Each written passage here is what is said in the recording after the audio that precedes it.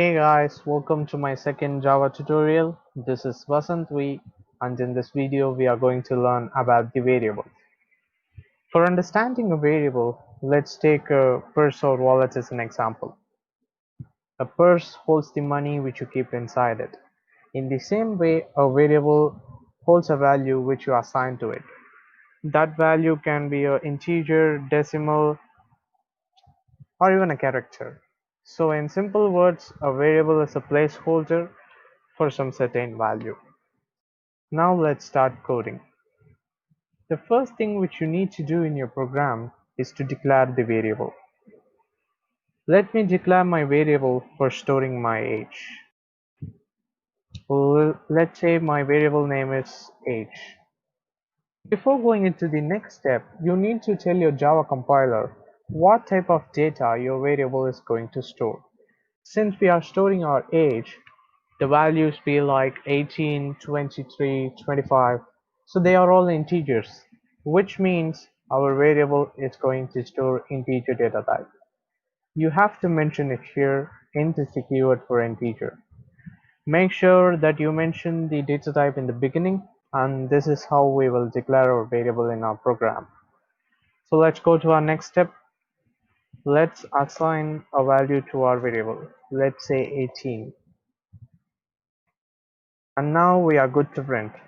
System.out.print. Make sure that you don't give your variable name within the double quotes, because you need to tell your compiler that you are printing a variable and not a message. Now let's run it. OK. Yep, we have got our output. And I would like to stress on a very important thing here. Make sure that the value you store inside your variable is same as the data type mentioned. You should never mess with the data type. Check out this meme for understanding what I'm trying to say. Yep, that's about it. Now let me tell you another interesting thing. Let's store 17 now. If you can see here, we have 18 and 17 both stored in our variable. But if you run your program, the output will be 17.